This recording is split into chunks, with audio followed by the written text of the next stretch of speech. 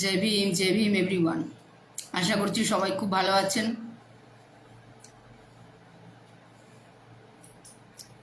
আমি বিশেষ ভালো নেই, মিথ্যে কথা বলবো না।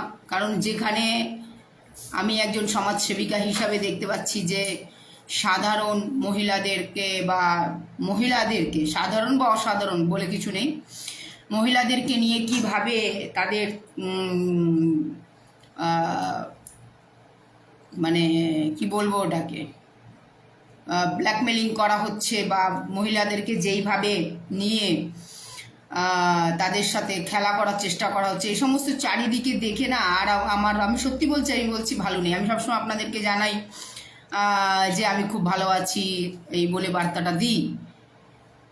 আপনারা সবাই জানেন যে আমি একটি মুহিমের ওপরে কাজ করেছি এবং সে কাজটা করতে গিয়ে মাহল অনেকটা শান্ত হয়েছে। আমি জানি আমার ফেসবুক লাইভ যে আছে পুলিশ প্রশাসন দেখেন, আলা আধিকারিকরা দেখেন।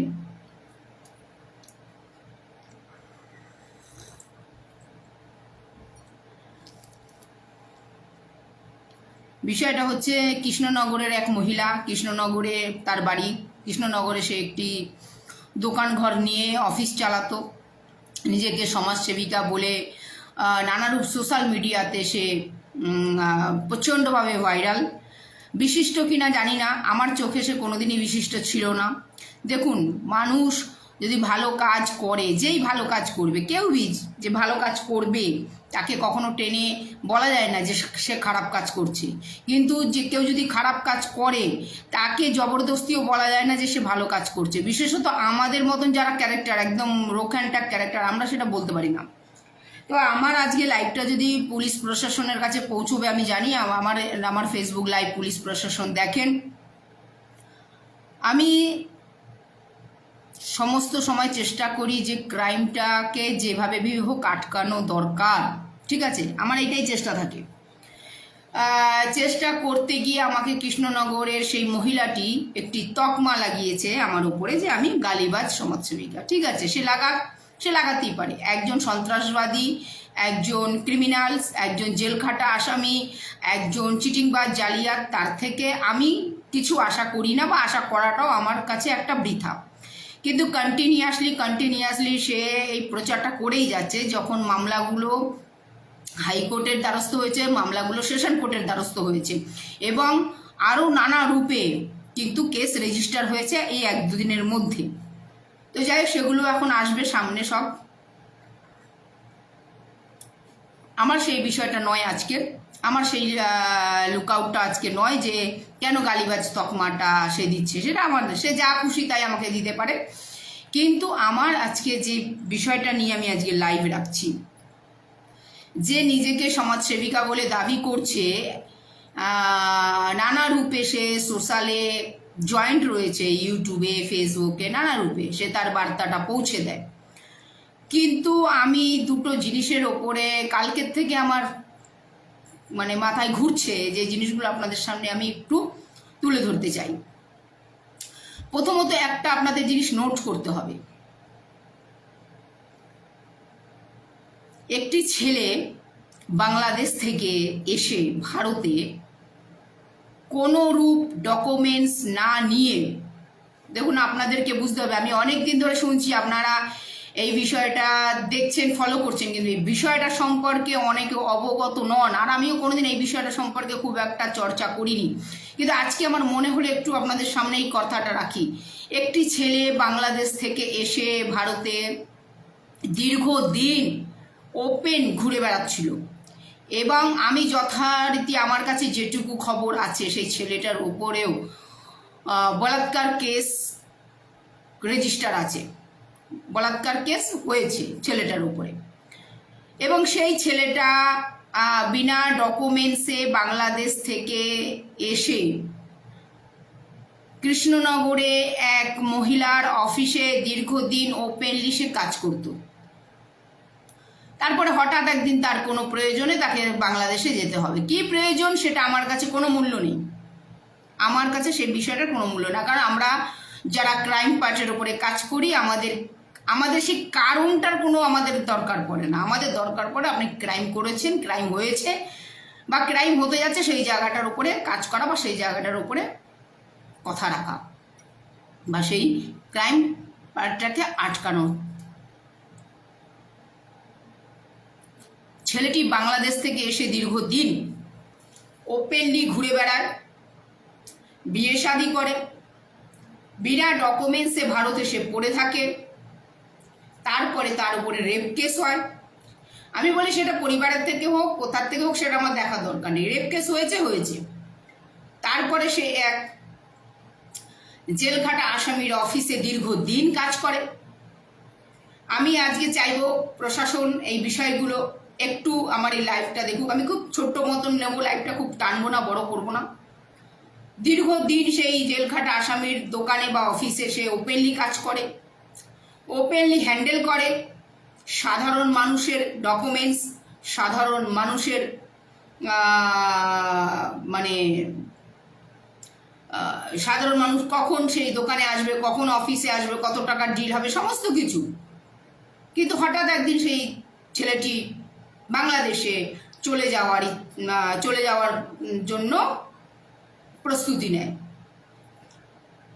যখন সেই মহিলাটি নিজেকে সমাজসেবিকা বলে দাবি করে নানা রকম সোশ্যাল মিডিয়াতে, সমাজসেবিকাদের কাজ কি? সমাজসেবিকাদের কাজ হচ্ছে যেমন নিজেও ক্রাইম করবে না, তেমনি ক্রাইম কোথাও হলে আওয়াজ তুলবে এবং কোনো রূপ ক্রাইমকে সহযোগিতা করবে না। ক্রাইমকে আটকাতে যতটা নামা যায় ততটাই নামতে হবে। আমিও নেমেছি ক্রাইমকে আটকাতে, তাই তো আজকে গালিবাজ তকমা পেয়েছি সেই কার কাছ থেকে? সেই জেলখাটা আসামির কাছ থেকে। ঠিক আছে, এটা কোনো আমার পয়েন্ট নয়, এটা কোর্টে আছে, বিষয়টা আসবে। কিন্তু প্রশ্ন হচ্ছে যখন সে জানতে পারছে, যখন নিজেকে সে সমাজসেবিকা বলে পরিচয় দিচ্ছে, যখন সে জানতে পারছে ছেলেটি প্রথমত সে অন্যায় রাস্তায় ভারতে এসছে এবং ভারতে রয়ে গেছে এবং ভারতের কোনো একটি পুলিশ স্টেশনে তার উপরে বলাৎকার কেস দর্জ হয়েছে, সে সব জানে A to Z। ছেলেটি ভালো কি খারাপ, ছেলেটি নিরপরাধ কি দোষী, সেটা আমার আজকের বিষয় নয়। আমার বিষয়টা হচ্ছে ক্রাইম পার্টের। তো সেইখান থেকে দাঁড়িয়ে যখন ছেলেটি নিজেই, আমি যেটুকু রেকর্ডিং শুনেছি তাতে আমি মনে করি যে ছেলেটি নিজেই যোগাযোগ করেছে কিভাবে চোরাই পথে, অন্যায় পথে ভারত থেকে আবার বাংলাদেশে যাওয়া যায়। ছেলেটির প্রথমে নিশ্চয়ই আমি আশা করব সে চোরাই পথে যখন আবার যাচ্ছে, সে চোরাই পথেই এসেছিল এবং আসার পরে এখানে দীর্ঘদিন থাকার পরে তারপরে রেপ কেসও হয়। ঠিক আছে, তো আমি মনে করলাম যে রেকর্ডিংটা আমি শুনি, সেই রেকর্ডিংয়ে বোঝা গেছে যে ছেলেটি নিজেই সেই চোরাই পথে যাওয়ার যে মাধ্যমটা সেটা যোগাযোগ করে। কিন্তু সেই যোগাযোগটা করে সেটার ওপরে সিলমোহরটা বলে না, সব কিছু ভেরিফাই করে তার উপরে যে একটা স্ট্যাম্প লাগিয়ে দেওয়া, ওকে করা, এই যে ওকে করাটা, এই ওকে করাটা মানে হচ্ছে গ্রান্টেড করা, যে আপনাকে আমি ওকে করলাম, ঠিক আছে আপনি এটা কন্টিনিউয়াসলি করতে পারেন, ওকে করা। তো আমি মনে করলাম ছেলেটি সেই বাংলাদেশে চোরাই পথে যাওয়ার মাধ্যম যেটা সেটা সে নিজেই করে যোগাযোগটা, কিন্তু সেই যোগাযোগটাকে গ্যারান্টেড করা এবং ওকে করা সেই কাজটা কে করেছে? সেই কাজটা করেছে সেই মহিলাটি, যে কৃষ্ণনগরে বসে নিজেকে সমাজসেবিকা বলে দাবি করে, কিন্তু অথচ সে কিন্তু সমাজেরই ক্ষতিকারক একটি ঘটনা সমাজে করে এবং তার কারণে কিন্তু তাকে সমাজেরই একটা দিক তার সে ক্রাইম করে, যার জন্য কিন্তু সে ক্রাইম করার কারণে কিন্তু সে 12 দিন জেলও খেটে আসে। কিন্তু সেই মহিলাটি তাতে স্ট্যাম্প লাগাচ্ছে, গ্রান্টেড করছে, তাতে ওকে করছে, জানার পরে সমস্ত যখন সে জানছে যে সে রং পথে যাবে, বিনা ডকুমেন্টসে সে ভারত থেকে বাংলাদেশে যাবে, এই যেতে সেই অন্যায়কারীকে এবং সেই অন্যায় পথটাকে, ক্রাইমের পথটাকে ওকে কে করে দিচ্ছে? এই মহিলাটি, এবং ওপেন ফোনের ওপরে বার্তালাপ করে। এটা কি ক্রাইম নয়? এটা কি ক্রাইম নয়? যিনি নিজেকে সমাজসেবিকা বলছেন, পরিচিতি দিচ্ছেন সোশ্যাল মিডিয়াতে, বড় বড় লাইভের মাধ্যমে দেখাচ্ছেন উনি অনেক বড় সমাজসেবিকা, তিনি ক্রাইমের বিরুদ্ধে কাজ করছেন, প্রতিবাদ করছেন, সত্য উদ্ঘাটন করছেন।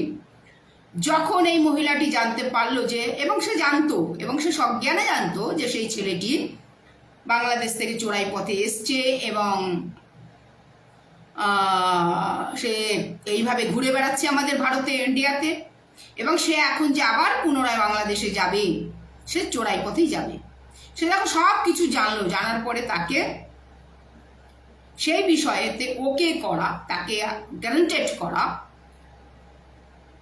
মানে যেটাকে আমরা বলি মোহর লাগিয়ে দেওয়া, হ্যাঁ তুমি যেতে পারো, তুমি করতে পারো, মানে জেনে শুনে ক্রাইমটাকে বাড়াবা দেওয়া এবং ক্রাইমটাকে সাপোর্ট দেওয়া, এটাও একটা অপরাধ, এটাও একটা অন্যায়।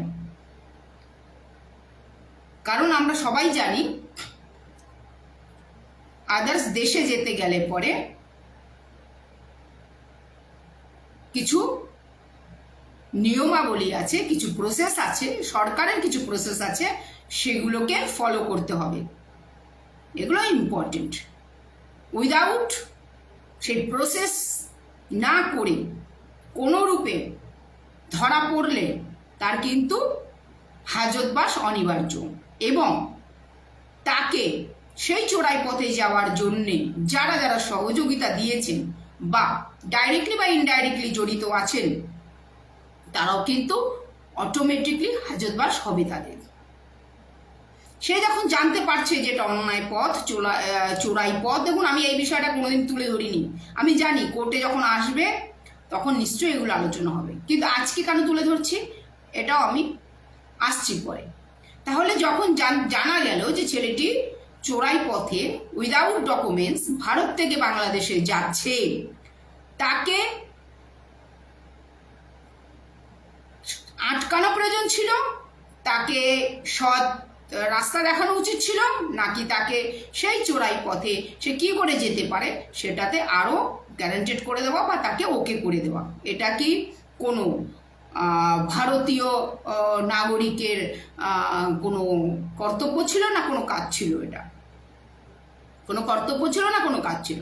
হ্যাঁ, আদারওয়াইজ আপনারা বলতে পারেন যে ওখান থেকে বলা হচ্ছে যে ছেলেটির বাবা অসুস্থ, সেটা এখানে কোনো ম্যাটার নয়, এখানে কোনো ম্যাটার নয়। এখানে ম্যাটার হচ্ছে আমাদের দেশের সুরক্ষার ব্যাপার। সেখানে এ সমস্ত অন্য দেশের কোনো কথার আমাদের দেশের সুরক্ষার সাথে কোনো ম্যাচ করে না। অন্য দেশে কার বাবা অসুস্থ, কার মা অসুস্থ, সেটার জন্য আমি আমার দেশের আইনের সাথে, সংবিধানের সাথে বেইমানি করতে পারি না, আমার দেশকে বিপদের মুখে ফেলতে পারি না, আমাদের দেশের সিস্টেমকে আমি বুড়ো আঙুল দেখাতে পারি না। অন্য দেশে কে কোথায় রয়েছে, কিভাবে রয়েছে, সেটা ভেবে আমি আমার দেশের সাথে গাদ্দারি করতে পারি না। কিন্তু এই মহিলাটি কৃষ্ণনগরে বসে বেবাক কোনো রকম দেশের প্রতি, সংবিধানের প্রতি কোনো রূপ বিশ্বস্ত হওয়া প্রয়োজন মনে করেনি। ছেলেটি তাকে বলছে আমি এই পথে যাচ্ছি, যেটা টোটালি একটা অন্যায় পথ, অপরাধের পথ, চোরাই পথ, সেই পথে যেতে তাকে গ্যারান্টেড বা তোকে ওকে করছে কে?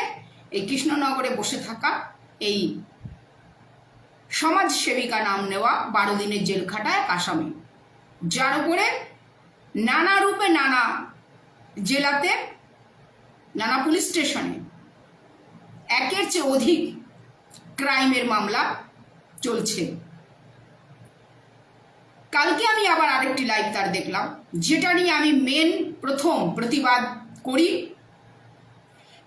আপনারা দেখেছেন আমি দুখানা পাঠ করে ভিডিও ছাড়ি। এটা তো গেল ওই যেটা আমি বললাম, সেটা তো গেল বাংলাদেশের ছেলেটিকে কিভাবে অন্যায় পথে, ক্রাইম পথে, অপরাধ পথে যেতে ডাইরেক্টলি বা ইনডাইরেক্টলি সহযোগিতা দিয়েছেন এই মহিলা, এবং সহযোগিতা দিয়ে সে দেশের সংবিধানকে যে মানে না, দেশের সুরক্ষার যে তার কোনো দায়িত্ব নেই, সেটা সে পরিষ্কার বুঝিয়েছে।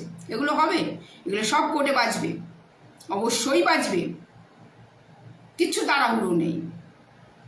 কারণ এগুলি, এই ধরনের ঘটনা দেশের সাথে গাদ্দারি, সংবিধানের সাথে বিশ্বাসঘাতকতা এবং দেশের সাথে দেশের সুরক্ষাও বিপদের মুখে।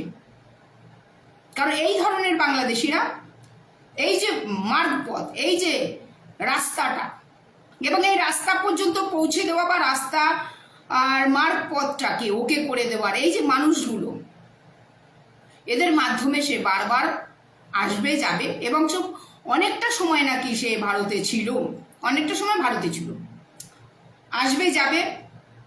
এবং এও শোনা গেছে যে ছেলেটির ওপর অলরেডি একটি রেপ কেস আছে। তার মানে সে বাংলাদেশ থেকে এসে ভারতে বলাৎকারও করে, এবং সেই সমাজসেবিকার দোকানে সে দীর্ঘদিন সাধারণ মানুষদের হ্যান্ডেল করে। কিরকম হ্যান্ডেল করে? সে অফিসে কে কখন আসবে, কে কখন ভিজিট করবে, কত টাকার ডিল হবে, কি কাজ, এবং তাদের ডকুমেন্টসগুলো সেই সময় এই ছেলেটি কালেক্ট করতো। ডকুমেন্টস মানে ভীষণ সূক্ষ্ম ডকুমেন্টস, যেমন আধার কার্ড, ফটোকপি, অ্যাড্রেস প্রুফ, নানা রূপ, মোবাইল নাম্বার, এ সমস্ত সে কালেক্ট করতো সেই দোকানে বা অফিসে বসে। যখন কি সেই সময় ছেলেটির কাছে কিন্তু কোনো ভারতে থাকার কোনো পারমিশন ছিল না, কিন্তু সেটি কিন্তু জানতো এই কৃষ্ণনগরের এই মহিলাটি যে ভারতে থাকার কোনো পারমিশন কিন্তু ছেলেটার কাছে নেই। তবুও কিন্তু সে জেনে বুঝে সব জ্ঞানে কিন্তু ছেলেটিকে তার দোকানে রাখে। এবং পরবর্তী সময় আমরা সবাই দেখতে পাচ্ছি যে এটা অডিওটা ভাইরাল হয়েছে, সে অডিওর মাধ্যমে জানতে পাচ্ছি ছেলেটিকে রং পথে, চোরাই পথে, অন্যায় রাস্তায় বাংলাদেশে যেতে সাহায্য করেছে। তাহলে এটা আমি সমস্ত পুলিশ প্রশাসনকে বলবো ইমিডিয়েটলি এই বিষয়টার ওপরে নজরদারিতে আনতে। ইমিডিয়েটলি না জানে এটা ভালো করে আরও ইনকোয়ারি হওয়া দরকার। এর আগেও এই মহিলা এইভাবে কোন কোন অন্যায়কে সাপোর্ট করেছে, কোন কোন ক্রাইমকে সাপোর্ট দিয়েছে, আর কোন কোন অন্যায়, কোন কোন ক্রাইমকে সাপোর্ট দিয়ে দেশের সাথে সে গদ্দারি করেছে। ইমিডিয়েটলি যেন রাজ্যের পুলিশ প্রশাসন এই কৃষ্ণনগরের এই মহিলাটির ওপরে ইনকোয়ারি বোর্ডটা বসায়। দ্বিতীয় আসছি, যেটা নিয়ে আমি দীর্ঘ সময় ধরে, প্রায় 1 বছর ধরে আমি আওয়াজ তুলেছিলাম। আপনারা জানেন এই আওয়াজ তুলতে গিয়ে আমার প্রতি, আমার বাড়ির প্রতি, আমার পরিবারের প্রতি মারাত্মক হামলা করা হয়। ঠিক আছে, আমি হামলার প্রশ্নটাও আসছি না, সেটাও এখন কোর্টে মুভ করেছে। কিন্তু প্রশ্ন হচ্ছে, যখন একটি সমাজসেবিকা জানতে পারছে, দেখুন তারই কথা, আপনারা 2টো ভিডিও দেখেছেন কালকে আমি ছেড়েছি, যখন কোনো সমাজসেবিকা জানতে পারছেন যে তিনি যা কোম্পানি চালাচ্ছেন, তিনি যে একটা গ্রুপ বানিয়েছেন, তিনি যে একটা সংগঠন বানিয়েছেন, তিনি যে একটা দল বানিয়েছেন, সেই দলের মধ্যে কিছু মানুষ নিজেদের মধ্যে এমন কিছু ব্যক্তিগত ফটো আদান প্রদান করছে, যখন তিনি জানতে পারছেন, তাহলে এমন কোম্পানি, এমন গ্রুপ বানাবার কি প্রয়োজন? এমন কোম্পানি বা এমন গ্রুপ বানাবার কি প্রয়োজন যেখানে অনৈতিক জিনিসের লেনদেন হচ্ছে? আপনারা তার মুখে শুনলেন যে কি ধরনের ফটোকপি ছিল। সে নিজেই বলছে সেই ফটোকপি ন্যাকেড ফটো এবং হাতে মদের গ্লাস নেওয়া ফটো। যখন আপনি জানতে পারলেন মহাশয়া যে হাতে মদের গ্লাসের ফটো এবং ন্যাকেড ফটো, এটা আমার কথা নয়, আমি তো ভেতর ভেতর অনেক দিন আগেই জানতে পেরেছিলাম সত্যটা কি। তাই তো আমি কোতোয়ালি থানার দ্বারস্থ হয়েছিলাম, মণ্ডল বাবুর নিকট যে ইমিডিয়েটলি এই বিষয়ের ওপরে জাজ করতে হবে। তাই তো সেদিন কোতোয়ালি থানার উৎপল কান্তি ঘোষ মহাশয় সেই বিষয়টার গুরুত্ব এবং ভয়াবহ পরিস্থিতি বুঝতে পেরেই আপনার অফিসে হানা দিয়েছিল ম্যাডাম। একে একে যে দুই হয়, আমি সেটা খুব জোরে বাজাবো এবং সবার সামনে তুলে ধরবো এবং আইনের সামনে তুলে ধরবো। কোতোয়ালি থানার সেদিন অফিসার, ডিউটি অফিসার উৎপল কান্তি ঘোষ মহাশয়কে অর্ডার দিয়েছিলেন মণ্ডলবাবু, কারণ ওনার সাথে সেই সময় আমার কথা হয়েছিল। আমরা শুধু জানতে চেয়েছিলাম কেমন ফটো, এবং সেই ফটো সম্পর্কে যেন টোটালি স্টপ হয়ে যাওয়া হয় এবং যেন কোনো রকম কথাবার্তা যেন আলোচনা না করা হয়।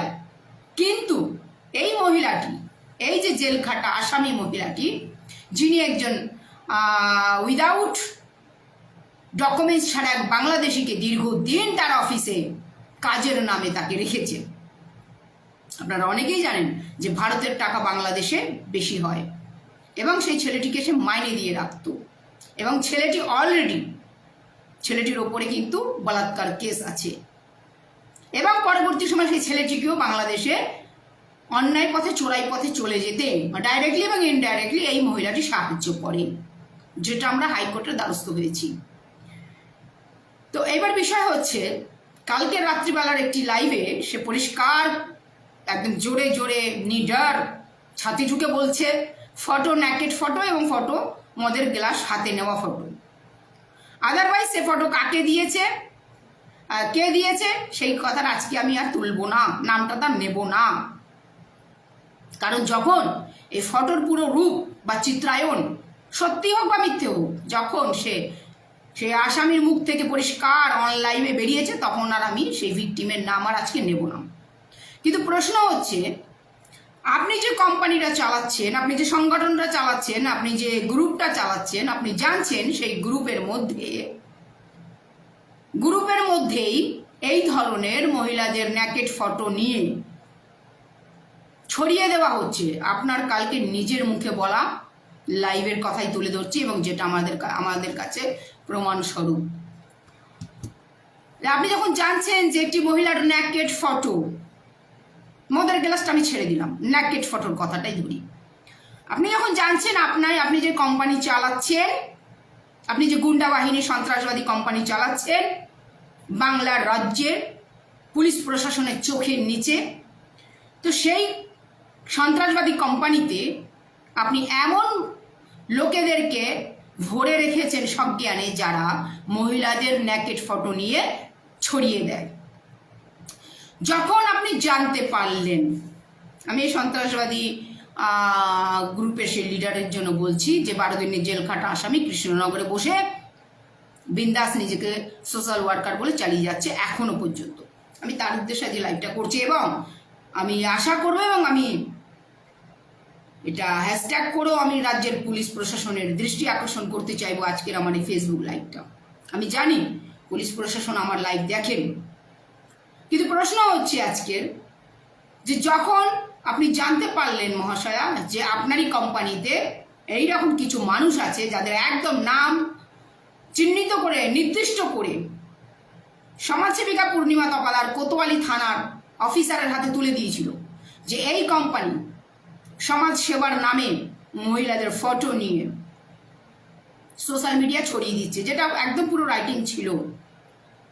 সেদিন আপনি মানতে চাননি, কারণ সেদিন ওটা যদি মানতেন তাহলে আপনার দিকে বিপদ আসছিল। কিন্তু দেখুন ভাগ্যের কি খেলা, সবটাই কিন্তু আপনারই মুখ থেকে সব বেরিয়ে আসছে। এটাই আমাদের প্যাচ।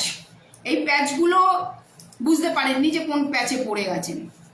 আচ্ছা, যাই হোক, সে প্যাচ আর বললাম না, এখন ক্রাইমটা শুধু তুলে ধরছি সবার সামনে। তো যখন জানতে পারছেন যে ন্যাকেড ফটো, একটি মহিলার ন্যাকেড ফটো ছড়িয়ে দেওয়া হচ্ছে, প্রথম স্টেপেই কাজ ছিল আপনার সাথে সাথে সেই মহিলাকে পুলিশে অ্যারেস্ট করিয়ে দেওয়া। সেই কাজটা আমাকে কেন করতে হবে? না আমার সেই কোম্পানি, না তারা আমার লোক, না তারা আমার সাথে কোনো রকমভাবে রিলেটেড, অ্যাজ এ তারা আমার কাছে হেল্প চেয়েছিল সেই সময়, কোনো সম্পর্ক নেই আমার তাদের সাথে। আমি যেরকম সমাজে আর 5টা মানুষের জন্য কাজ করি, আমি সেদিনও তাদের জন্য কাজ করতে নেমেছিলাম। যে এই রাজ্যে যে একটি ক্রাইম চলছে, সেই ক্রাইমটার আমি পুলিশ প্রশাসনের সামনে দৃষ্টি আকর্ষণ করিয়েছিলাম। শুধু এটাই ছিল আমার বিষয়। আমি জানতাম এটা ক্রাইম হয়েছে। তাহলে মহাশয়া, আপনি তো সব জানতেন। আপনি কালকেও বলেছেন সৌমি মজুমদারের নামটা নিয়েছেন। যখন সৌমি মজুমদার আপনার কাছে এই ধরনের ফটো নিয়ে এসেছিল, আপনি নিজে বলেছেন ন্যাকেড ফটো, তাহলে আপনি ভিকটিমকে ফোন করবেন। দিয়েছে কে দেননি সেটা বললেন, আমি ফোন করেছি, ঠিক আছে, ওকে, ঠিক আছে, আপনি তাকে সতর্ক করেছেন, দেওয়া উচিত নয়। কিন্তু তার সাথেও আপনার সবচেয়ে বড় রোল প্লে ছিল যখন আপনি জানলেন আপনার এই চালানো কোম্পানিতে কোনো মহিলা সেই ন্যাকেড ফটো ছড়িয়ে দিয়েছে, সঙ্গে সঙ্গে তাহলে আপনার কি কাজ ছিল? তাকে পুলিশের হাতে ধরিয়ে দেওয়া। আপনি করেননি, এবং সেটা তো করেনই, এবং না করে উল্টে ভিকটিমকে ইনডাইরেক্টলি, যেরকম আপনি ইনডাইরেক্টলি একটি বাংলাদেশের একটি ছেলেকে যেতে ডাইরেক্টলি সাপোর্ট দিয়েছেন, ঠিক তেমনি ফটোর ক্রাইমের ক্ষেত্রেও ইনডাইরেক্টলি ব্ল্যাকমেলিং করতে আপনি ডাইরেক্টলি ময়দানে নেমেছিলেন। এবার বলি, আপনি নানা রূপে বুঝিয়েছেন সেই সময় লাইভে এসে এসে, ফটো ছেড়ে দেব, ফটোগুলো ছাড়োনি তো।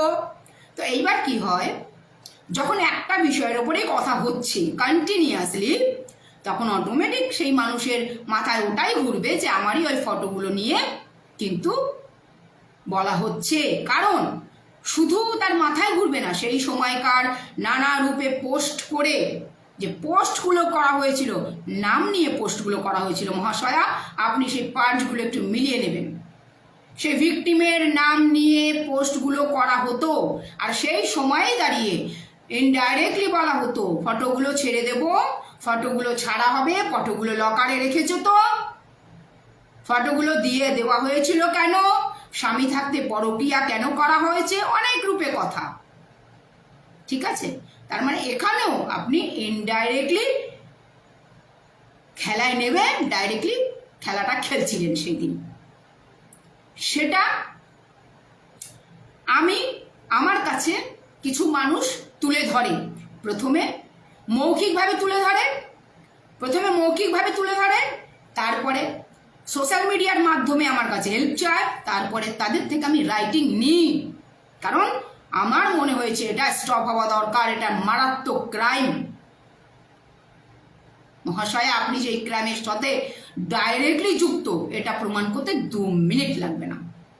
যখন আপনি সমাজসেবিকার ভেস নিয়ে বসে আছেন, তখন আপনি যখন জানতেন আপনারই চালানো কোম্পানি, আর সেই কোম্পানিতে জয়েন্ট মহিলা, কিছু মহিলার, বা আমি মনে করলাম একটি মহিলার ন্যাকেড ফটো সে নিয়েছে, নেওয়ার পরে বা দিয়েছে, আমি বললাম, যেমন আপনি বলছেন দিয়েছে, ঠিক আছে, আমি মানলাম তাকে দিয়েছে, কিন্তু সে দেওয়ার পরে সে সেই জিনিসটাকে কি করেছে, ছড়িয়ে দিয়েছে।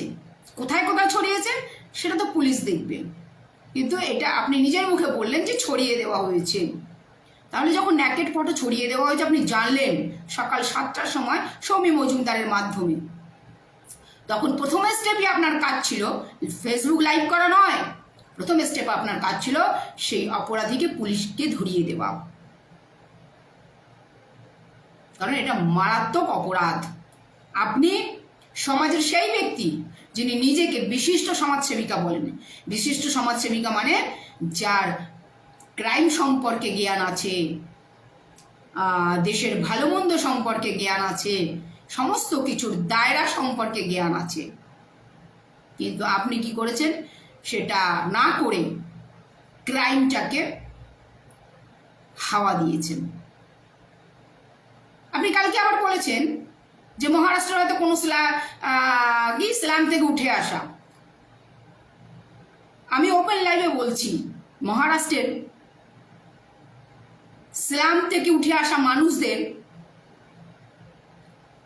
রবাইয়া সম্পর্কে আপনার কোনো জ্ঞান নেই। আপনি এই যে কৃষ্ণনগরের 12 দিনের জেল খাটা আসামি, আমি আপনাকে বলছি, আপনি শুধু বেঁচে গেছেন এই বাংলার মতন একটি রাজ্যে আপনি আছেন বলে তাই। এটা যদি মহারাষ্ট্রের স্ল্যামস এরিয়ার হাতেও আপনি পড়তেন না, আপনার নাম ও নিশান তো দূরে থাক, চুর চুর করে দিত আপনাকে। চুল কেটে, মুখে সেহাই ঢেলে, সেহাই জানেন তো কি জিনিস হয়, সেহাই ঢেলে, গলায় জুতোর মালা পরিয়ে, ঢোল বাজিয়ে সারা মহারাষ্ট্র আপনাকে ঘোরানো হতো। কালকে বলেছিলেন না যে এত গালি দিয়েছে, সহ্য করা যায়নি। আমি তো শুধু বাংলার মেয়ে বলে খালি গালি দিয়ে বিষয়টাকে থামাতে বা স্টপ করতে চেয়েছিলাম যে এইভাবে ক্রাইম করা যাবে না, কিন্তু আপনারা এত বেহায়া যে গালিতেও আপনাদের পেট ভরেনি। ক্রাইমটাকে করে গেছেন কন্টিনিউয়াসলি। আজকে কেন করতে পারছেন না মহাশয়া? আজকে কেন করতে পারছেন না? আমি আবার বলছি তো, আমার এই লাইভ পুলিশ প্রশাসন দেখে, আর আমি ওটা চাই রাজ্যের পুলিশ প্রশাসন দেখুক কিভাবে বাংলারই রাজ্যে বসে বাংলার রাজ্যের পুলিশের চোখের নিচে কিভাবে বড় বড় ক্রাইম করে গেছে এক 12 দিনের জেল খাটা আসামি। বাংলার রাজ্য বলেই সে করে যেতে পেরেছে। আমি বলছি, আমি নিজে বাংলায় বসে আছি, আমি নিজে বাংলার মেয়ে, আমার জন্ম এখানে, আমি নিজে বলছি। বলে না মহারাষ্ট্রের থেকে নয়,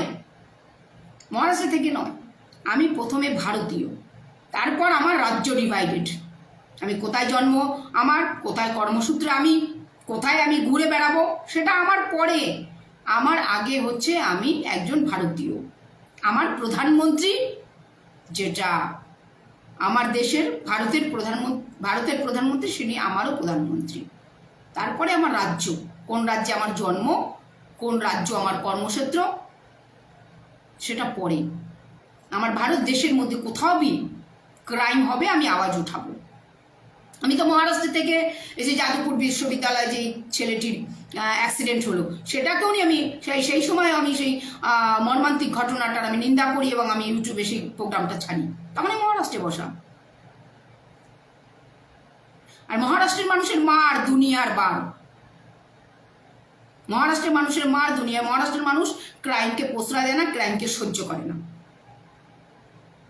কালকে তুলনা করা হচ্ছে না তো মহারাষ্ট্রের স্লাম এরিয়া থেকে, যা স্লাগ ভাষাগুলো বলতে কেন হলো মহাশয়া? ভাষাগুলো বলতে কেন হলো আপনার মতন বিশিষ্ট সমাজসেবিকাকে? কেন হলো আমি জিজ্ঞাসা করছি আজকে, কেন হলো? আমি আপনার চিটিং জালিয়াতিগুলো ছেড়েই দিলাম। আপনি যে মানুষের থেকে দিনের পর দিন যেইভাবে শোষণ করেছেন, ঠিক আছে, তারা শোষিত হতে চেয়েছেন, আপনি শোষণ করেছেন, কিন্তু আপনি যে কোম্পানিটা চালাচ্ছেন উইদাউট রেজিস্ট্রেশন, দীর্ঘদিন ধরে নাম দিয়েছেন সমাজসেবা, ওকে, সেই কোম্পানির মধ্যে আপনি এমন মহিলাদেরকে ট্রেনিং দিয়ে ভরে রেখেছেন যারা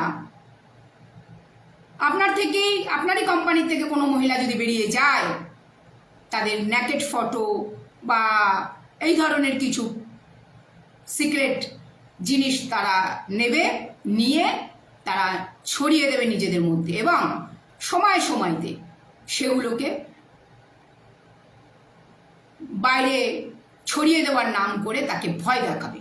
আর এই কোম্পানির উদ্যোক্তাকে আপনি মহাশয়া 12 দিনের জেল খাটা আসামি। যখন আপনি প্রথম স্টেপেই আপনি জানতে পেরেছিলেন যে আপনার কোম্পানিতে এই সমস্ত চলছে, ঠিক আছে, আমি মনে করলাম আপনি জানতেন না, আমি মনে করলাম, কিন্তু তারপরে তো আপনি জানতে পেরেছিলেন যে সেই ফটো কি ধরনের ফটো, এবং সেই ফটো ছড়িয়ে দেওয়া হচ্ছে। ঠিক আছে, সে হয়তো আপনাকে বলতে নাও বলেছে, আমি ধরে নিলাম আপনারই লাইভের কথা শুনে আপনাকে বলতে না করেছে, কিন্তু আপনি তো জানতে পেরেছিলেন। তাহলে আপনি তো বিশিষ্ট সমাজসেবিকার ট্যাগ নিয়েছেন, 12 দিনের জেল খাটা আসামি। তাহলে আপনি কেন তাকে, সেই মহিলাকে কৃষ্ণনগর কোতোয়ালি থানার পুলিশের আন্ডারে নিয়ে এলেন না? কেন তাকে ঝাড়খণ্ড পুলিশের আন্ডারে নিয়ে গেলেন না? আপনাকে জবাব দিতে হবে। আপনার বিপরীতে আমি পূর্ণিমা তপাদার দাঁড়িয়ে আমি খুব সূক্ষ্ম মাথায় আপনার ডকুমেন্টস কালেক্ট করছি, কারণ আপনাকে আমি হাজতগারে পাঠাবোই। একের পর এক কেস আপনার উপরে রেজিস্টার হচ্ছে এবং আপনার সাঙ্গপাঙ্গদের উপরে। আমি গালি দিয়েছি, আমি বলছি তো 100% গালি দিয়েছি। আপনাদের মতন অপরাধীদের আটকাতে যে টেকনিক আমাকে অ্যাপ্লাই করা দরকার আমি করব। আর আজও আপনি সোশ্যাল মিডিয়ায় বসে মহাশয়া আপনি অপরাধ করে যাচ্ছেন। কিভাবে বলেন যে এই ফটোগুলো এইরকম ছিল? আপনি তো ডাইরেক্টলি জানিয়ে দিচ্ছেন সোশ্যাল মিডিয়ায়। আমি তো কোনোদিনও বলিনি সেই ফটো কিছু, আমি খালি বারবার বলছি ফটো ফেরত দে, ফটো ফেরত দে, ফটো ফেরত দে।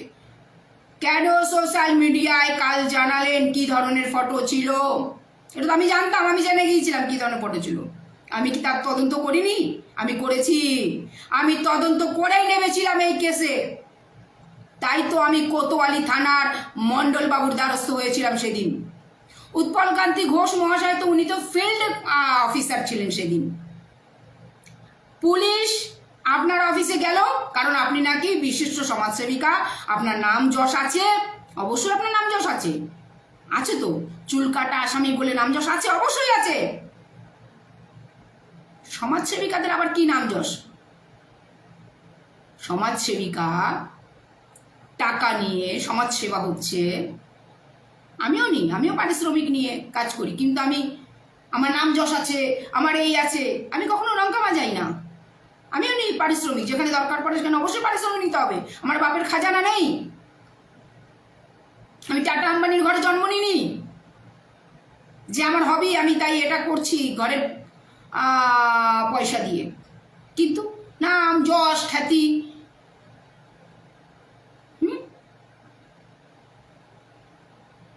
যখন প্রথম স্টেপে কোতোয়ালি থানার পুলিশ আপনার অফিসে গেলেন, উৎপলকান্তি ঘোষ মহাশয় উনি নিজে বলে এসছেন যে ফটোগুলো ফেরত দেন। বলেছেন তো, আছে সে ভিডিওগুলো। তাহলে কেন ফটোগুলো ফেরত দেওয়ার ব্যবস্থা করা হলো না? যখন আপনি জানতেন মহাশয় সেগুলো ন্যাকেড ফটো, তাহলে সেই অপরাধীকে যে সেই ফটোগুলো ছড়িয়ে দিয়েছিল সে অপরাধীকে পুলিশের হাতে হ্যান্ড ওভার করলেন না কেন মহাশয়া? দ্বিতীয় দিন পরবর্তী সময় আমরা আরো দেখতে পাই সেই অপরাধীকে সাথে করে নিয়ে আপনি আমার মতন একজন পিছড়া জাতির বাড়িতে এসে আপনি সন্ত্রাস চালিয়েছেন। আপনি সেই অপরাধীর সাথে ডাইরেক্টলি আপনার কানেকশন। আর না জানে এইরকম আরো কত ক্রাইম, আরো কত অপরাধ আপনি দিনের পর দিন এই বাংলা রাজ্যের পুলিশ প্রশাসনের চোখের নিচে চালিয়ে যাচ্ছেন। আপনি মোটা মোটা টাকা এই কারণে সাধারণ মানুষের থেকে নেন, কারণ সেই প্যাকেজ রূপে আপনি দিয়ে আপনি সবার মুখ বন্ধ করে রাখেন। আমি বলছি আপনাকে, আর সেটাও আমি আগামী দিন প্রমাণ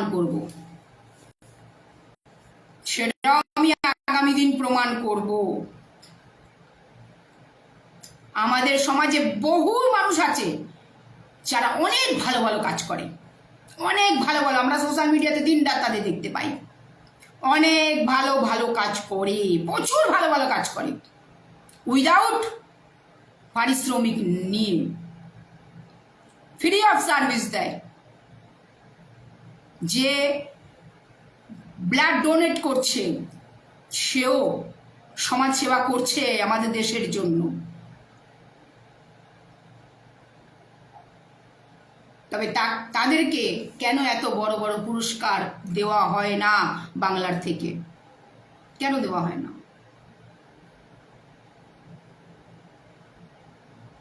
আপনাকে পুরস্কার দেওয়া হয় সেটা আমাদের ইস্যু নয়।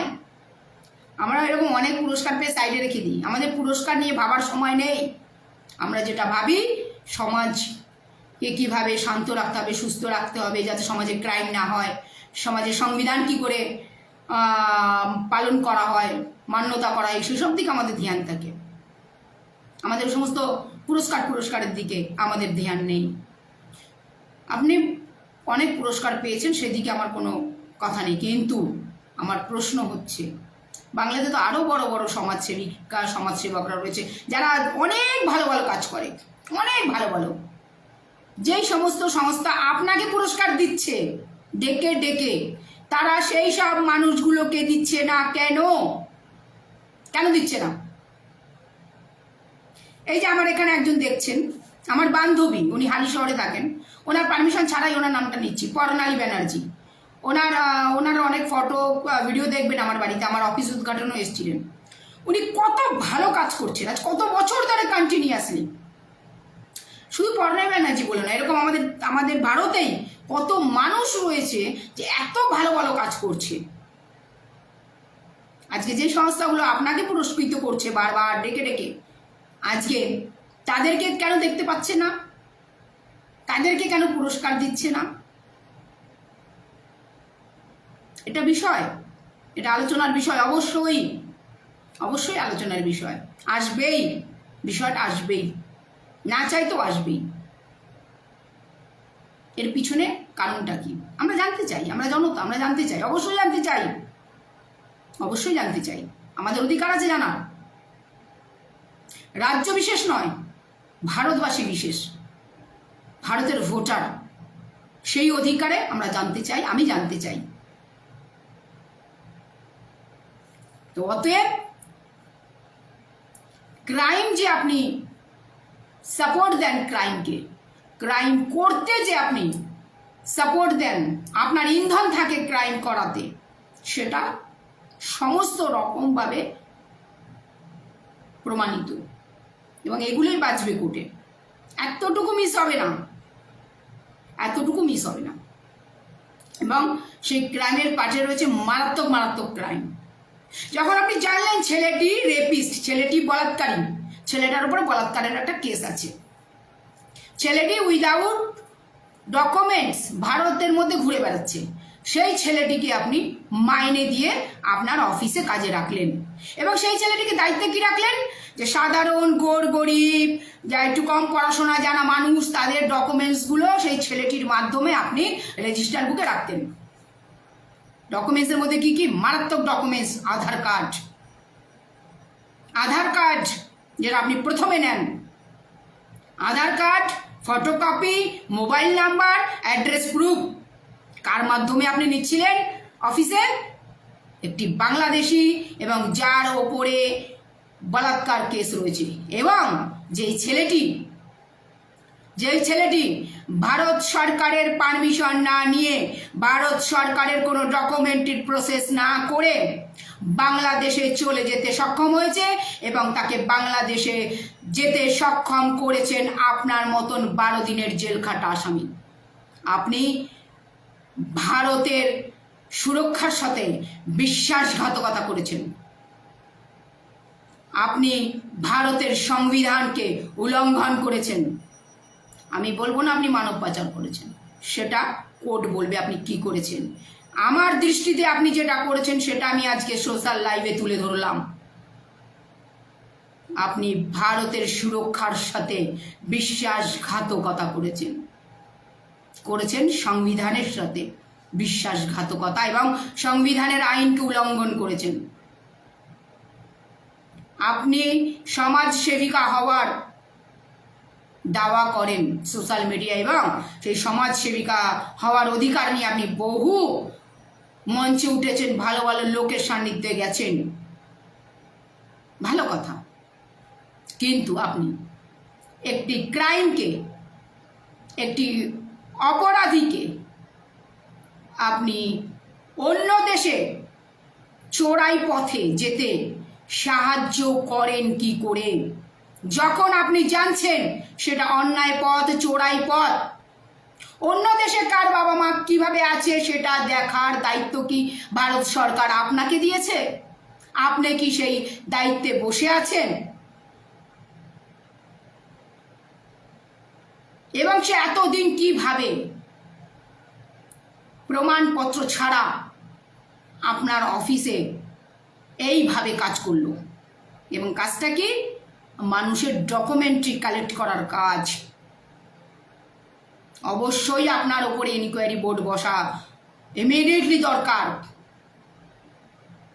এবং আপনার সাথে ডাইরেক্টলি ইনডাইরেক্টলি যারা এখনও ফটোকপিতে যাদের দেখা যাচ্ছে তারাও কতটা আপনাকে মোরাল সাপোর্ট দিচ্ছে বা দিচ্ছে না সেটাও একটা প্রশ্নের ব্যাপার। কারণ এক অপরাধী এইভাবে ডঙ্কা পিটিয়ে দিনের পর দিন অপরাধ করতে পারে না মোরাল সাপোর্টটা না থাকলে, ডাইরেক্টলি এবং ইনডাইরেক্টলি। ঠিক সেই রকম আপনি যখন জানতে পেরেছিলেন যে একটি মহিলার ন্যাকেড ফটো ছড়িয়ে দেওয়া হয়েছে, আপনারই কোম্পানিতে জুড়ে থাকা মহিলারা করেছে, এবং কোন মহিলার ফটো? যে মহিলা আপনার কাছে কাজ করতো, যে মহিলা আপনার সাথে ছিল, আপনার সান্নিধ্যে ছিল, আপনার টাচে ছিল। যখন সেই মহিলা বেরিয়ে যায় তখন সেই ফটোর স্টোরিটা শুরু হয়ে যায়। তাহলে যখন আপনি জানতে পারলেন যেটা ন্যাকেড ফটো এবং সেটা ছড়িয়ে দেওয়া হয়েছে, এটা আমার কথা নয়, এটা মহাশয় আপনার মুখের কথা, তাহলে আপনি যখন ক্রাইমটা জানতে পারলেন তাহলে আপনি তাকে ঝাড়খণ্ড পুলিশের হাতে কেন তুলে দিলেন না, বা আপনি কোতোয়ালি পুলিশের হাতে কেন তুলে দিলেন না? পুলিশ আপনার দরজায় পর্যন্ত গিয়েছিল, তাহলে আপনি পুলিশকেও কেন কোঅপারেট করলেন না সেদিন? আমি জানতে চাই, আমার জানার অধিকার আছে মহাশয়া, আমার জানার অধিকার আছে।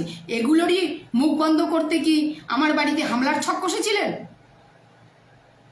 সেদিনই ছিল আপনার জীবনের শেষ অন্তিম অপরাধ করবার দিন। আমি পূর্ণিমা তপাদার, আপনাকে এমন আমি টেনে হিচড়ে এমন জায়গায় নিয়ে যাব। আপনি বলেছেন না 12 দিনের জেল খেটে এসেছি, জেলে আপনার অনেক বন্ধু বান্ধব আছে, আপনার সেই জেলের ভেতরের প্রিয় বন্ধু বান্ধবদের কাছেই আপনাকে পৌঁছে দেওয়ার ব্যবস্থা আমি করছি।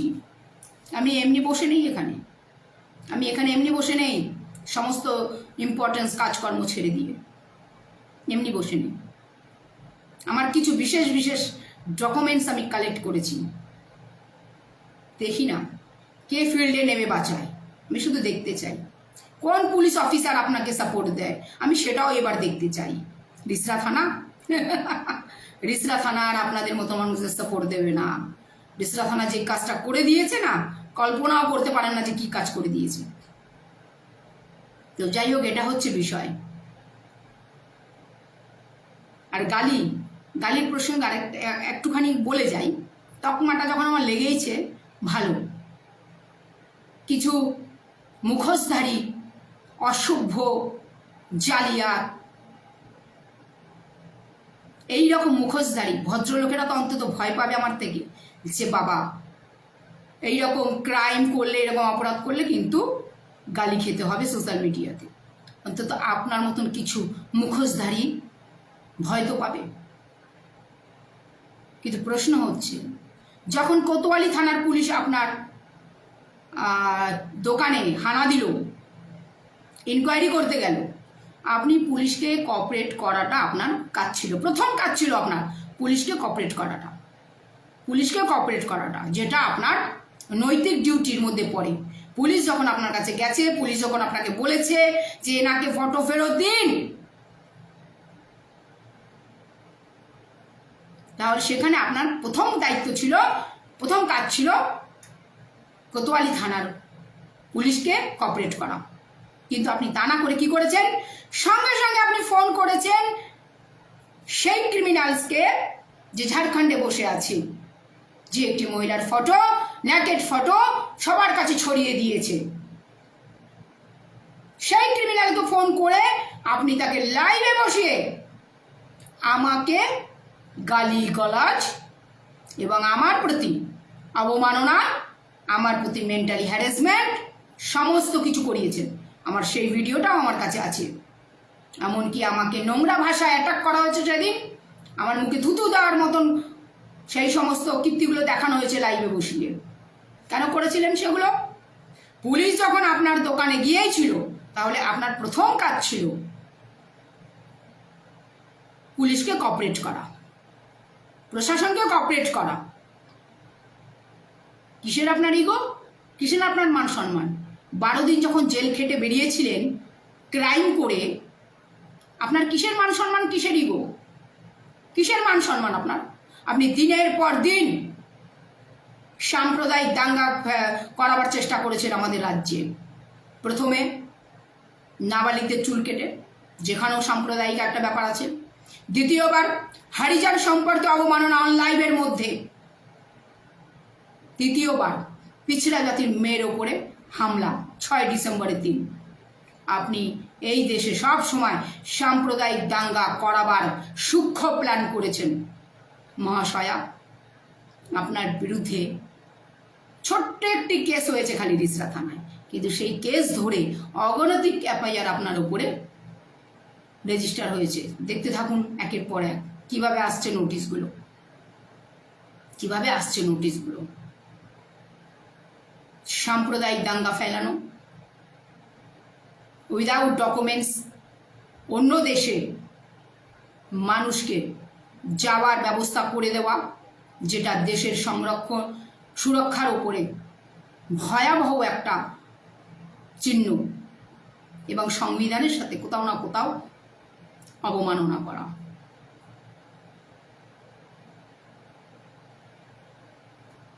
আপনার মতন মহিলার সাথে আমার অনেক কিছু করার দরকার ছিল, এখনো বলছি অনেক কিছু করার দরকার ছিল, শুধু তো গালি দিলাম, তাতেই এত ভয় পেয়ে গেছেন আপনি।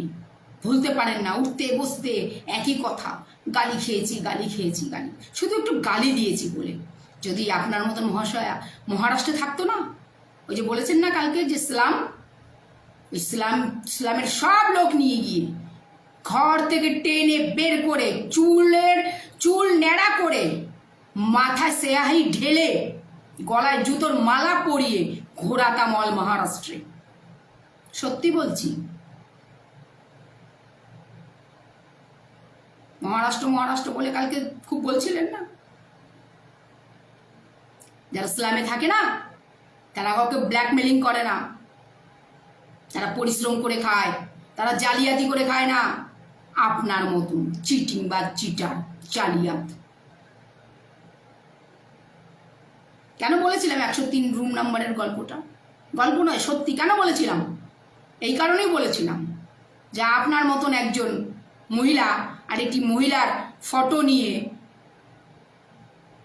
চারিদিকে ছড়িয়ে দেওয়া হচ্ছে, সেটা জেনেও ক্রিমিনালসকে সাপোর্ট দিচ্ছে। কারণ আপনি যেইভাবে উঠে এসছেন সমাজসেবা করার জন্য, তারাই পারে।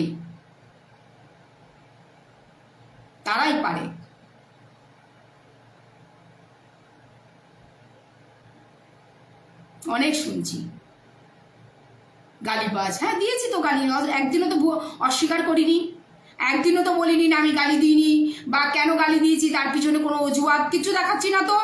আমি তো আরও বলছি, আরও দেবো দরকার পড়লে আরও দেবো, বলছি তো, এখনো বলছি তো। পুলিশ অফিসারের সামনেও তো বলেছি আপনি মহিলা সাপ্লাই করেন, বলিনি? বলেছি তো, সবাই তো লাইভে শুনেছে, লাইভ বলেছি তো সেদিনকে। পুলিশ অফিসারদের তো বলেছি ও মহিলা সাপ্লাই করে, বলেছি তো। শোনেননি ভিডিওগুলো ভালো করে? কারণ আপনি তো সম্মান ফেরাতে এসেছেন, 12 দিনের জেল খাটা আসামি, তার আবার সম্মান। তাই সম্মানের কত রূপ, সেই রূপটা দেখিয়েছি আমি, দেখিয়েছি। চলে গেলেন কেন সেদিন বসেননি কেন পিছড়া জাতির মেয়ের বাড়ির সামনে ধর্নাতে? শক্তিতে কুলোলো না বুঝি পুলিশ প্রশাসনের সামনে? শক্তিতে কুলোলো না বুঝি 60-70 জনকে নিয়ে এসো? শক্তিতে কুলোলো না বুঝি পূর্ণিমা কাপাদারকে অ্যারেস্ট করানোয়? সব টাকা পয়সা ফিকে হয়ে গেল বুঝি? সব হাঙ্গামা ফিকে হয়ে গেল বুঝি? 2 মিনিটও তো দাঁড়াতে পারলেন না পুলিশ আসার পরে। কেন চলে গেলেন সুরসুর করে সবাই? হ্যাঁ, এখন আবার বলবেন আমরা পুলিশকে সম্মান দিয়েছি। তাহলে যেদিন পুলিশ আপনার অফিসে ঢুকেছিল, নক দিয়েছিল, সেদিন কেন কোঅপারেট করেননি? কেন সেই ক্রিমিনালসকে ধরিয়ে দেননি? পুলিশকে হ্যান্ড ওভার করেননি? কেন সেদিনকে বাংলাদেশে ছেলেটাকে যেতে চোরাই পথে সাপোর্ট দিলেন ডাইরেক্টলি ইনডাইরেক্টলি? কেন সেই গ্রুপটাকে কোতোয়ালি থানায় ধরিয়ে দিলেন না, যার সাথে আপনি ফোনে কথা বলছিলেন? সেই গ্রুপটাকে ডেকে ধরিয়ে দিলেন না কেন? কারণ আপনি ক্রাইমকে সাপোর্ট দেন, হাওয়া দেন, আর আপনার মাধ্যমে ক্রাইম অঙ্কুরের মতন বড় হয়। ইমিডিয়েটলি আপনার জাজ হওয়া দরকার, ইমিডিয়েটলি। শুধু এক গালি দেওয়াতেই আপনার চোখের মুখের অবস্থা খারাপ। এমন কাজ করেন কেন যে মহারাষ্ট্র থেকে আসা এক সমাজসেবিক আপনাকে গালি দেবে? মান সম্মান নেই আপনার? করেন কেমন এমন কাজ? বাংলার রাজ্যে বসে বাংলার রাজ্যের মানুষের সাথেই করেন কেন এরকম, যে মহারাষ্ট্রের থেকে আসা এক সমাজসেবিকা আপনাকে আপনারই অকাত দেখাবে, আপনার কত মান সম্মান আছে সেটা দেখাবে। কাকে কি বলেছি এগুলো পরে বাজবে। আমি যদি সত্যি ক্রাইম করে থাকি অবশ্যই আমাকে পানিশমেন্ট করবে আইন আদালত, অবশ্যই করবে। আমি তার জন্য একদম পিছনে হাঁটিনি যে না আমি গালি দিইনি, একদম না। বলেছি, দিয়েছি, প্রয়োজনে আবার যদি এইরকম ব্যবহার হরকত দেখি তো আবার দেব। ক্রিমিনালসকে লক করতে, ক্রাইমকে আটকাতে যে পন্থা আমায় অবলম্বন করতে হবে আমি করব, একদম ফাইনাল। এতে এতটুকু ভুল নেই। আমি তো কথা বলিনি যে না বাবা আমি গালি দিইনি, আমার অন্যায় হয়ে গেছে বলে আমি কথা বলিনি। আমি বলেছি বেশ করেছি, দিয়েছি, আবার দেবো, এরকম করলে আবার দেবো। আর শুধু লুকিয়ে দিইনি, সোশ্যাল মিডিয়াতে দিইনি, তোদের মুখের ওপরে দিয়েছি, প্রশাসনের সামনেও দিয়েছি, কারণ তুই এটা ডিজার্ভ করিস। কারণ তুই একজন সমাজসেবিকা রূপ ভেরিয়া। তুই এখনো পর্যন্ত একটি মহিলার ফটোকে ইস্যু করে ব্ল্যাকমেলিংয়ের গল্প এখনো ফেদে আছিস, এখনো সোশ্যালে ব্ল্যাকমেলিংয়ের খেলাটা ইনডাইরেক্টলি চালাচ্ছিস। সেদিনকে আমি ফোন করলাম, তুই কি বললি? ভেবে দেখতাম। তুই ভেবে দেখবি, তুই এখন ভেবে দেখবি এই ক্রাইমগুলোর থেকে তুই বাঁচবি কি করে, সেটা তুই ভেবে দেখবি। দিনের পর দিন তুই ক্রাইম করেছিস বাংলার রাজ্যে বসে বসে, দিনের পর দিন। তোর অফিস কে বন্ধ করেছে, কে ভেঙে দিয়েছে, মানবাধিকার দিদি করিয়েছে, না পুলিশ প্রশাসন করেছে, না মিউনিসিপ্যালিটি থেকে করেছে, এটা প্রশ্ন নয়। প্রশ্নটা ওটা নয়, এটার উত্তরটা হচ্ছে অ্যাটলিস্ট তোর অফিসটা বন্ধ হয়েছে, সেটা হচ্ছে মোক্ষম উত্তর।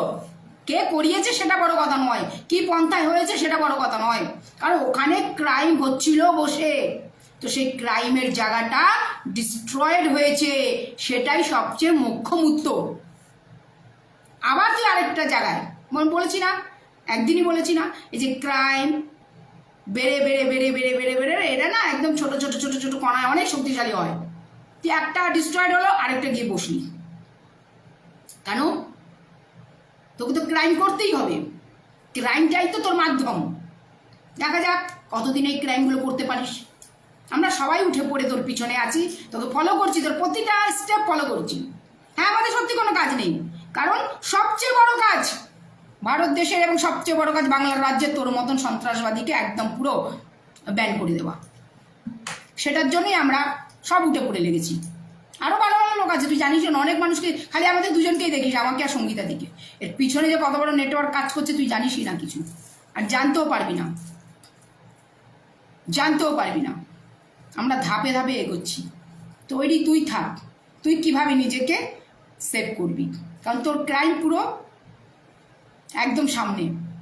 তোকে আটকানো না গেলে না, বাংলা রাজ্যের মানুষ, কত মানুষ যে সুইসাইড করতো, কত মানুষ যে ডিপ্রেশনের পেশেন্ট হয়ে যেত, কত মানুষ যে মানসিক রোগী হয়ে যেত, তোকে যদি আটকানো না যেত, কত মানুষ না জানে ব্ল্যাকমেলিংয়ের শিকার হয়ে যেত।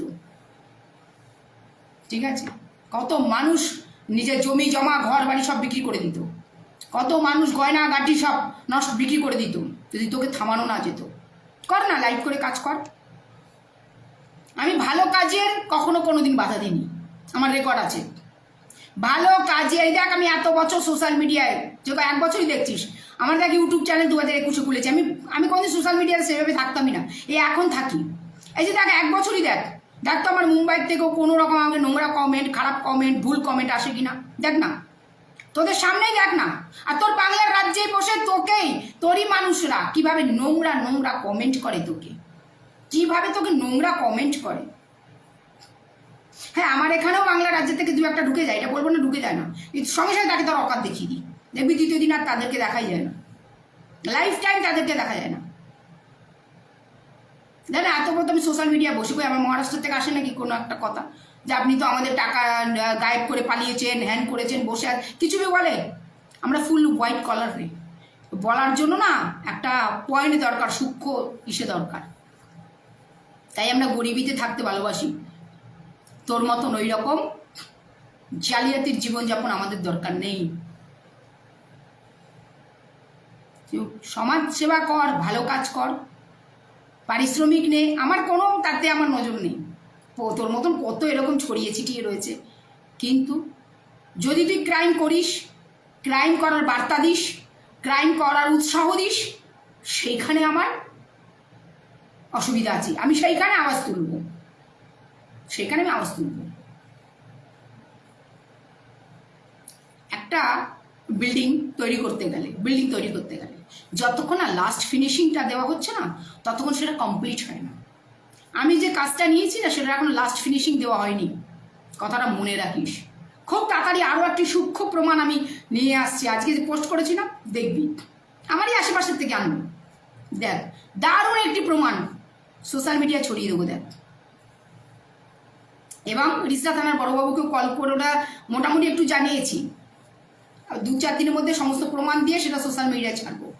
দেখিনিস কীভাবে সূক্ষ্ম মস্তিষ্কে সমস্ত ডকুমেন্টস কালেক্ট করব, এবং করছি। দেখি না কি করে তুই আইন আদালতের মারপ্যাচ থেকে বেরোতে পারিস। থাকবে তো, তোরও আইনজীবী থাকবে, আমারও আইনজীবী থাকবে, আমি দেখব কি করে বেরোতে পারিস। ক্রাইম আর ক্রিমিনালসকে আমি ছাড়বো না। তুই সমাজসেবা কর, তোর কাজ নিয়ে আমার কোনো মাথা ব্যথা নেই। জোড়া লাগা ঘর, কোনো অসুবিধা নেই, ভালো কথা তো। তুই যদি ঘর জোড়া লাগাস, কিছু মেয়ে তো তার ঘর পাবে, সংসার পাবে, জোড়া লাগা, ভালো কাজ কর, কোনো অসুবিধা নেই। কর তুই সোশ্যাল মিডিয়ায় লাইভ করে, কারো সংসার জোড়া লাগাচ্ছিস, জবরদস্তি করে নয়, সংসার জোড়া লাগাচ্ছিস। কিন্তু এরকমই নয় যে সংসার জোড়া লাগাবার নামে কাউকে আরও উচ্ছেদ করে দিলি, তার জীবনটা আরও নষ্ট করে দিলি। মাঝখান থেকে সে একে গরিব ছিল, আরও গরিব হয়ে গেল, ধার দেনা টাকা পয়সা একবারে যাচ্ছে তাই করে দিলি, সেটা নয়। ভালো কাজ কর, কোনো অসুবিধে নেই, আমি তাকাবো না, আমার সময়ও নেই এসব দেখার। কিন্তু ক্রাইম করলে আমি ছাড়বো না, আমি আওয়াজ তুলবো। তারপরে সে তুই ঢোলপিটা, আমি মরে যাচ্ছিলাম, এত স্ল্যাগ ভাষা, আমি স্ল্যাগ ভাষা শুনতে পাই না, ওই অ্যাক্টিংয়ের কিচ্ছু আইনে কোনো দাঁড়াবেই না তোর এই কথা, আইনে তোর এই কথা দাঁড়াবেই না। তুই যে নাটক করছিলি না, আমি স্ল্যাগ ভাষা শুনতে পাই না, আমি শুনতে পাই না স্ল্যাগ ভাষা। তুমি বাংলাদেশে মানে অন্য দেশে ভারতের থেকে মানুষকে যেতে চোরা পথে ডাইরেক্টলি আর ইনডাইরেক্টলি সাপোর্ট দিচ্ছ, ওকে করছো, সেই বিষয়ে মোহর দিচ্ছ। একটা রেপিস্টকে দিনের পর দিন তোমার দোকানে পেপার ওয়ার্ক কাজে রেখেছো, তাকে অন্য দেশে যেতে সম্পূর্ণ রাস্তাটাকে ক্লিন করে দিচ্ছ, আর তোমাকে আমি জেনে বুঝো তোমাকে আমি কি করব, তুমি মহিলাদের ব্যক্তিগত ফটো নিয়ে চারিদিকে ছড়িয়ে দেওয়ার জন্য উৎসাহ দিচ্ছ, তাদের সাথে হাতে হাত মিলিয়ে রেখেছ, সন্ত্রাস ছড়াচ্ছ, গুন্ডাগিরি করছো, উগাই করছো, वसूली করছো, চিটিং করছো। তোমাকে কেউ কিছু বলবে না, কেউ কিছু বলবে না। হ্যাঁ, সেদিনকে তো শুনলাম এক মহিলা, জানি না কথাটা ঘুরে গেল পরে, এ সমস্ত সব তো সব সব ধান্দেলা মাল, এগুলো সব ধান্দেলা মাল। আমি সব কটাকে এখন এই ধান্দেলা মাল বলি, এগুলো সব ধান্দেলা মাল, নিজেদের ধান্দাতে ব্যস্ত থাকে, এগুলো সব ধান্দেলা মাল। তো এক মহিলা নাকি বলল যে, না তুই নিজেই বলেছিস যে কি তোর হাজব্যান্ডকে নিয়ে নাকি কথা উঠেছে, যে কথাটাই উঠুক সেটা রং কথা, সে কীভাবে উঠুক না উঠুক সেটা পরের কথা। কিন্তু আমি বলি, তুই তো অনেক বড় সম্মান, তো আজকে দাঁড়িয়ে যেগুলো আসছে, কত রকমের কথা তোকে বলা হচ্ছে, কত রকমের নোংরা কথা তোকে বলা হয়েছে, তোর হাজব্যান্ডকেও নিয়ে নাকি বলা হয়েছে কি নাইটির নিচে থাকে আর কি কথাটা তুই নিজের মুখে বলেছিস। তুই কেন সেইখানে তোর লোকজন নিয়ে গিয়ে হামলা করিসনি, যে এত বড় কথাটা বললেন কেন? তোর তো পাশেই থাকে, 2 মিনিট 5 মিনিটের, করিসনি তো? কারণ তুই জানিস তাদের আওয়াজ তোলাতে তোর কিচ্ছু হবে না, তাদের আওয়াজ তোলাতে তোর কিচ্ছু হবে না। তা সেই কারণে তুই সেইখানে কোনো রকম হামলা করিসনি। কিন্তু তুই আমাকে জানতিস পূর্ণিমা তপদা যদি আওয়াজ তোলে তাহলে আমার বড়িয়া বিস্তার সব প্যাকিং করে ঘরে বসে যেতে হবে। তাই পূর্ণিমা তপদারের বাড়ি চলো হামলা করতে। কিন্তু সেখানেই তোর মারাত্মক ভুল হলো। পূর্ণিমা তপদারকে চিনতিস, জানতিস, কিন্তু আধুরা, অর্ধেকটা জানতিস, পুরোটা ক্যালকুলেট করিসনি। করবি কি করে? দালালদের কাছ থেকে আর টিপস নিলে কি আর সম্পূর্ণ একটা ফুল হোয়াইট কলার সমাজসেবিকাকে কি জানা যায়? দালালের কাজ করেছে, অধুরা ইনফরমেশন দিয়েছে তোকে। তো যাই হোক, আজকের আমার সেসব বিষয় নেই। 6 ডিসেম্বরের ঘটনা নিয়ে আমার আর কিছু বলার নেই, যেটা চলছে। আর খুব তাড়াতাড়ি তোর উপরে অ্যাট্রোসিটি অ্যাক্টের ধারা আসতে যাচ্ছে 5 জনের ওপরে, ঠিক আছে? তৈরি থাকিস। আমি সব কিছু বলে করি, হ্যাঁ, আমার একটু লেট হয়, যে আমি আজকেই বললাম বলে কালকেই তোর কাছে নোটিশ চলে যাবে তা না। আর এটাতে নোটিশ নাও যেতে পারে তোকে, তুই ডাইরেক্ট তোর কাছে যা ব্যবস্থা হওয়ার হবে, কারণ অ্যাট্রোসিটি অ্যাক্ট 6 ডিসেম্বর। তো যাই হোক, সেই বিষয়ে কিছু বলতে চাইলাম না। আজকে বলেছি বলে যে কালকেই তোর কাছে চলে যাবে সেরকম নয়, সময় লাগে, আমার কাছে সময় লাগে। আরামসে আমি একদম আরামসে থাকি, যখন আমার মাইন্ড সিগন্যাল দেয় তখন আমি কাজ করি, ঠিক আছে? যাই হোক, আমি যেই পার্টগুলো তুলে ধরলাম, আমি আশা করব রাজ্য পুলিশ প্রশাসনের কাছে এই বিষয়গুলি যাবে। যদি আমি এই বিষয়গুলো বলতে গিয়ে আমাদের পুলিশ প্রশাসনকেও মনে হয় যে আমি ভুল বললাম, অন্যায় বার্তা দিলাম, অন্যায় করলাম, তাহলে নিশ্চয়ই আমার ওপরেও ওনারা অ্যাকশান নিক। আর যদি মনে হয় যে আমি সত্য দিকটা তুলে ধরলাম, সত্যি এই ক্রাইমগুলো হচ্ছে বাংলা রাজ্যে, তাহলে ইমিডিয়েটলি ইনকোয়ারি বোর্ডটা বসা উচিত। একটা সমাজসেবিকার উপরে এত কেস কেন? একটা সমাজসেবিকার উপরে এত সাম্প্রদায়িক দাঙ্গা ফেলাবার এলিগেশন কেন? একজন সমাজসেবিকা কখনো সাম্প্রদায়িক দাঙ্গা ফেলাতে পারে না। সে একবার নয়, 3-3বার, না জানে আরও কতবার, ঠিক আছে? কিসের কারণে সাম্প্রদায়িক দাঙ্গা ফেলাবার মানসিকতা একজন সমাজসেবিকার কেন থাকবে? একজন সমাজসেবিকা কেন সেই ক্রাইম করতে সাপোর্ট দেবে যে অন্য দেশে মানুষকে যাওয়ার রং রুট, সে রং রুট, ভুল রাস্তা, অন্যায়ের রাস্তায় সাপোর্ট দেবে? সমাজসেবিকার কাজ নয়। একজন সমাজসেবিকা যখন জানতে পারছে তারই কোম্পানিতে তারই লোকজন ন্যাকেট ফটো ছড়িয়ে দিয়েছে, তাহলে একজন সমাজসেবিকার প্রথম কাজ যেটা হচ্ছে সেটা হচ্ছে ইমিডিয়েটলি পুলিশকে সেই বিষয় জানকারি দেওয়া, ইমিডিয়েটলি পুলিশকে সেই ক্রিমিনালসকে ধরিয়ে দেওয়া। কিন্তু সেই সমাজসেবিকা কিছুই করেনি, উল্টে আমরা 6 ডিসেম্বর দিন দেখতে পাই সেই ক্রিমিনালসের, আমি তাকে ক্রিমিনাল বলি এখন, সেই ক্রিমিনালসকে নিয়ে আমার বাড়িতে হামলা চালায়। তাহলে ডাইরেক্টলি এই সমস্ত অপরাধীদের সাথে এই 12 দিনের জেল খাটা আসামির একদম ডাইরেক্টলি যোগসূত্র, ঠিক আছে? আমি একটুখানি কমেন্টে এক নজর পড়ি। संतोष राय जी, जय भीम जय भीम। अरे गणेश कैसा है बेटा, बहुत दिन के बाद मेरा लाइव देख रहा है क्या? दीपाली मंडल, हाँ, गुड इवनिंग দিদি। ওই মূর্খ সেবিকা দিনের পর দিন নিজে মহিলা হয়ে কি করে একাধিক মেয়েকে এভাবে কলঙ্কিত করতে পারে? আমরা এই অন্যায় মানতে পারছি না। আমি সেই বিষয়টাই তুলে ধরলাম। হ্যাঁ, আসলে দিদি ওই মহিলা নিজে এইসব করে না, লোক দিয়ে করায়, পরে বলে আমি তো কিছু করিনি। সেটা প্রশাসন ইনকোয়ারি করবে কি করেছে কি করেনি। ওনার 12 দিনের জেল কাটা আসামি কি বলছে সেটার থোড়ি কোনো মানে আছে? অপরাধী কখনো বলে আমি অপরাধ করেছি? দিদি ওই মহিলা যদি জন্মের মেয়ে হয় তাহলে আমার সংসার জোড়া লাগানোর নাম করে 45,000 টাকা নিয়ে এখন কেন বলছে সঙ্গীতা ম্যাডাম দীপালির সঙ্গে সংসারটা জোড়া লাগিয়ে দিন? না, ওদিক না, ওদিক সঙ্গীতা ম্যাডামকে রাইটিং দিক। 12 দিনের জেল খাটা কৃষ্ণনগরের সেই মহিলাটি সঙ্গীতা দিদিভাইকে রাইটিং দিক, বা কায়দায় রাইটিং দিক যে আমি এই দীপালি মণ্ডলের সংসার জোড়া লাগাবার জন্য 45,000 টাকা নিয়েছিলাম, কিন্তু আমি টাকাটা খেয়ে ফেলেছি, আমি এখন ওর সংসার জোড়া লাগাতে পারছি না, আমি এই কাজটা করতে পারলাম না, প্লিজ আপনি ম্যাডাম আপনি এই মেয়েটির সংসারটা জোড়া লাগিয়ে দিন। দিক না সঙ্গীতা দিদিভাইকে লিখে দিক, আমরা সবাই সঙ্গীতা দিদিভাই সাপোর্টে নেবে, দীপালি মণ্ডলকে তার সংসার কীভাবে ফিরিয়ে দিতে হয় আমরা চেষ্টা করব। দিক, টাকাটা তো খেয়েছে, কাজটা তো অ্যাকচুয়ালি ওর, কাজটা তো সঙ্গীতা দিদিভাইয়ের নয়, কাজটা সঙ্গীতা দিদিভাইয়ের নয়।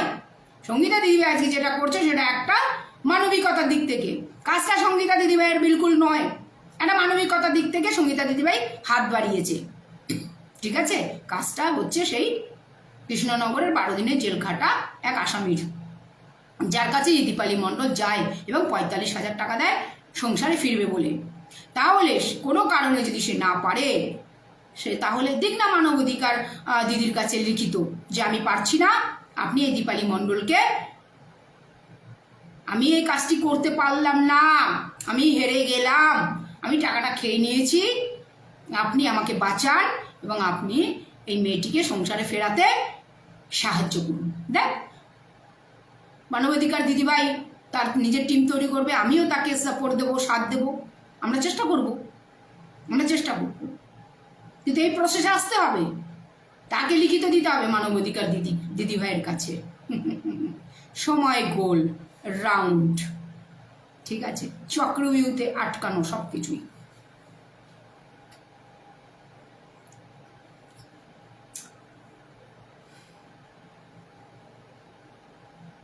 সে সব হবে, একের পর এক সব হবে, সব ওপেন হবে, ঠিক আছে। তাহলে অনেকক্ষণ বসলাম, আজ ঘড়িও নিয়ে বসিনি, মোবাইলই দেখি,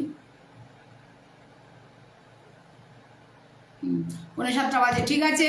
যেটা বললাম, আর আশা করব রাজ্যের পুলিশ প্রশাসনের কাছে আমার এই আজকের লাইভটা পৌঁছবে। জয় ভীম, জয় সংবিধান।